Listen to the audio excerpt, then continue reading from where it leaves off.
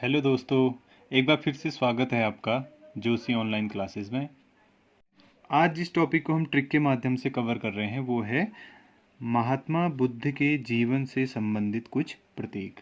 दोस्तों, कभी कभी क्या होता है ग्रुप सी के एग्ज़ाम में या रेलवे के एग्ज़ाम में इस टॉपिक से प्रश्न आ जाता है कि पूछ देगा कि महात्मा बुद्ध के जन्म का प्रतीक क्या था, या जब वो गृह त्याग करके वन में चले गए थे वो प्रतीक क्या था। तो उसे ही हमने क्या करना है, इसमें कवर करना है और पता लगाना है ट्रिक के माध्यम से कि महात्मा बुद्ध के जीवन में जो भी घटनाएं हुई थी उनसे संबंधित प्रतीक कौन कौन से हैं। तो इसके लिए हमने एक ट्रिक बनाई है जिसमें एक छोटा सा दोहा, आप मान लीजिए दोहे की तरह हमने इस ट्रिक को बनाया है।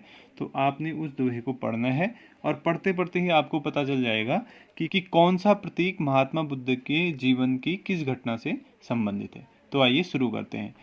कमल बुद्ध का जन्म कराए। पहली लाइन है जिसमें कह रहा है कमल बुद्ध का जन्म कराए। दूसरी लाइन में बोला है घर से घोड़ा भागा जाए।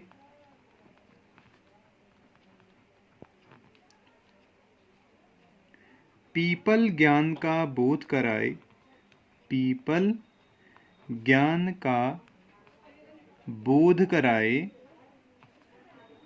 पीपल ज्ञान का बोध कराए। और चौथी लाइन है आपकी मृत्यु को स्तूप कहाए।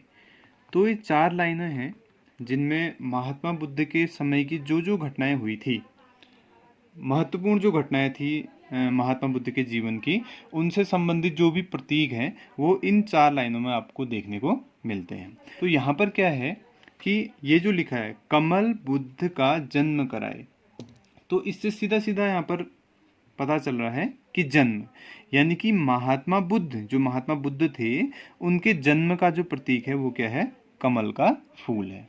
ठीक है। तो पहली लाइन में जो उनका जन्म हुआ था, जब महात्मा बुद्ध का जन्म हुआ था 563 ईसा पूर्व में कपिलवस्तु नेपाल में, तो वहां पर क्या था, जो उसका प्रतीक चिन्ह बनाया गया वो क्या है, कमल का फूल है। अगली लाइन में कह रहा है घर से घोड़ा भागा जाए। घर से घोड़ा भागा जाए कहने का मतलब, जब महात्मा बुद्ध क्या हुआ था, ज्ञान प्राप्त करने के लिए 29 वर्ष की आयु में क्या हुए थे, घर छोड़ के वन को चले गए थे। तो उस समय क्या था, वो जो प्रतीक था घर छोड़ने का, जो प्रतीक था गृह त्याग का जो प्रतीक था, वो कौन था, घोड़ा था। ठीक है। घर से घोड़ा भागा जाए कहने का मतलब गृह त्याग का जो प्रतीक था वो क्या था, घोड़ा था। पीपल ज्ञान का बोध कराए, इससे मतलब यह है कि पीपल का जो वृक्ष है, ठीक है, ज्ञान का बोध कराए, मीन्स ज्ञान का बोध, जब महात्मा बुद्ध को ज्ञान की प्राप्ति हुई थी तो उसका जो प्रतीक चिन्ह है वो कौन है, पीपल है। मृत्यु को स्तूप कहा है। तो यहाँ पर कह रहा है जब महात्मा बुद्ध की लास्ट में मृत्यु हो गई थी, है ना, तो वहां पर जो मृत्यु का जो प्रतीक है हमारा वो क्या है, स्तूप है। जो हम स्तूप के बारे में जो पढ़ते हैं वो स्तूप महात्मा बुद्ध की मृत्यु के क्या है, प्रतीक है। तो इस तरह से एक छोटी सी ट्रिक है जिसमें कह रहा है कि कमल बुद्ध का जन्म कराए, घर से घोड़ा भागा जाए, पीपल ज्ञान का बोध कराए, मृत्यु को स्तूप कहाए। आप आसानी से इसे याद कर सकते हैं और इसी से जो भी महात्मा बुद्ध के जीवन की जो महत्वपूर्ण घटना थी उससे संबंधित प्रतीक के बारे में आपको जानकारी मिल सकती है। इसके अलावा कभी कभी क्या होता है कि उसके ये पूछ लेता है कि जब महात्मा बुद्ध अपनी माता के गर्भ में आए थे, उनकी माता का नाम महामाया था, और जब वो अपनी माता के गर्भ में आए थे तो उसका प्रतीक क्या था, तो वो प्रतीक आपको अलग से याद करना है।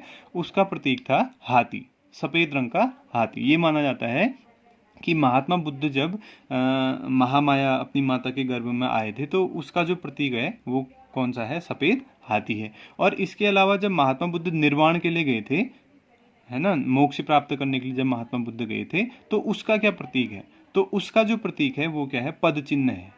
पद चिन्ह सीधे सीधे आप लगा सकते हैं कि कोई व्यक्ति अगर निर्वाण के लिए कहीं को जा रहा है तो अपने पीछे क्या छोड़ के जाएगा, अपने पद चिन्ह छोड़ जाएगा, पैरों के निशान छोड़ के जाएगा। तो वही जो पद चिन्ह है वो महात्मा बुद्ध के क्या है, निर्वाण प्राप्ति करने के प्रतीक है। तो जन्म का प्रतीक क्या हो गया, कमल। घर छोड़ने का या गृह त्याग का प्रतीक हो गया घोड़ा। ज्ञान प्राप्ति का हो गया पीपल का वृक्ष, और मृत्यु का हो गया स्तूप। इसके अलावा अपनी माता के गर्भ में जब वो आए थे तो उसका था हाथी, सफेद रंग का हाथी, और जब वो निर्वाण के लिए गए थे तो उसका जो प्रतीक है वो क्या है, पद चिन्ह है। तो ये एक छोटा सा दोहा है जिसके माध्यम से आप महात्मा बुद्ध से संबंधित जो उनके जीवन से संबंधित जितने भी हमारे प्रतीक हैं, महत्वपूर्ण प्रतीक जो कभी कभी प्रतियोगी परीक्षा में पूछे जाते हैं, उनको आप याद कर सकते हैं। धन्यवाद।